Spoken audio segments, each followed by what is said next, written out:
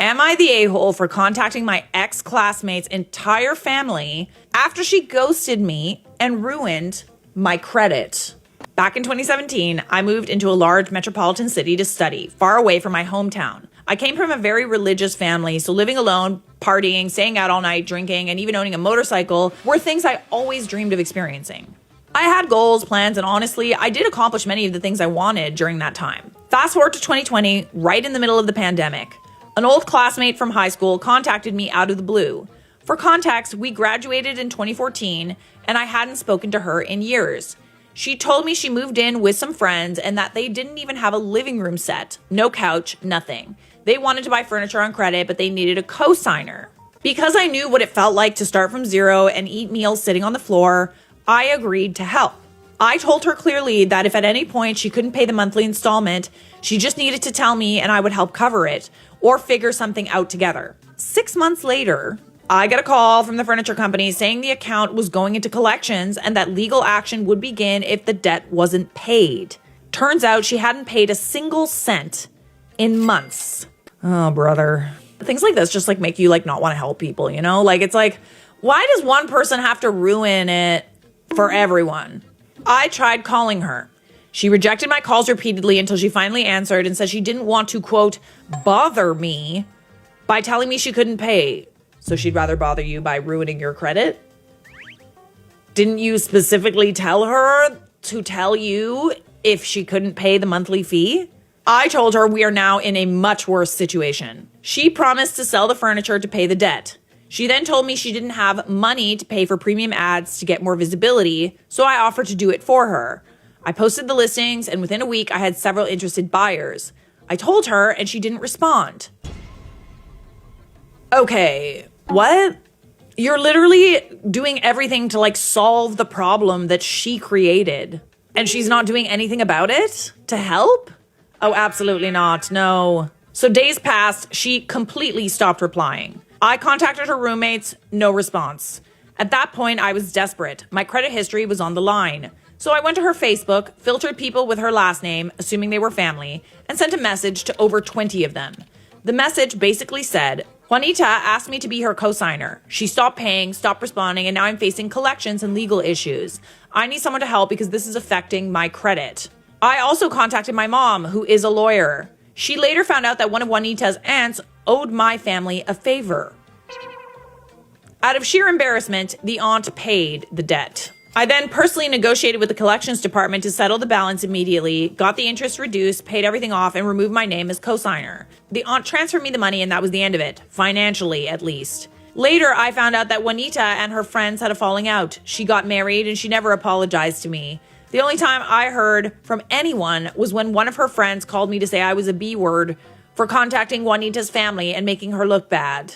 I mean, to be quite honest, I feel like you could have done a lot worse than that, legally speaking. I'm genuinely happy she seems happy now, but I want nothing to do with her. So, am I the a-hole for going that far and contacting her entire family to protect myself? I mean, you kind of like had no choice, it seems. Like, it really genuinely seems like you did everything you could to help her, and she didn't give two shits. I don't want people to like read stories like this and be like, oh, I'm never going to help a friend. Oh, everybody's out to get me and stuff. Like, there are genuinely situations where friends won't just like walk all over you. You know what I mean?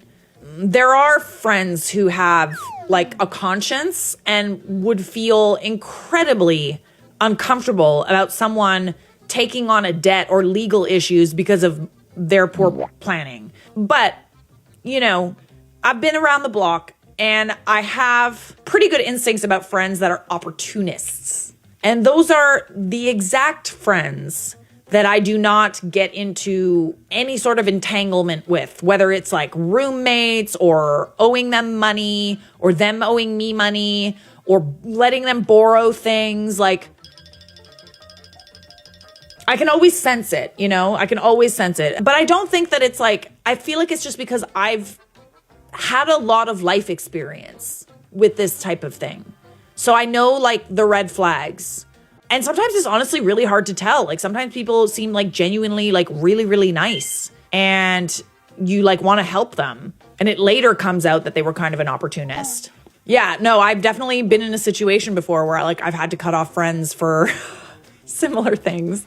Not the a-hole. Your friend is a deadbeat and an opportunist. They did a thing and they deserve to be embarrassed and shamed in front of their family. See, this is the thing. It's kind of like you can never tell. Honestly, a lot of times you can't tell if someone's going to be an opportunist and they're going to do, like they're going to be a bad friend, right? It's really difficult to tell. So is it better to sort of err on the side of caution? Probably, to be honest. Or putting like some sort of like rules in place. Like, I hate to say that you need a contract with your friend to pay you back, but like, there's honestly nothing that could have prevented this, in my opinion. Like, I feel like you just trusted someone, you tried to do the right thing, and they do over. And I'm sorry to hear that, bestie. It happens sometimes in life. Friends can suck.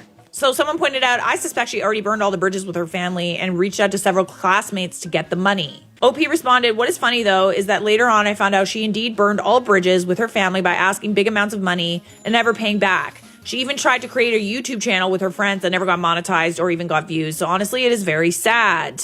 Sounds like you were just the next person down the list of people she could ask to pay for shit.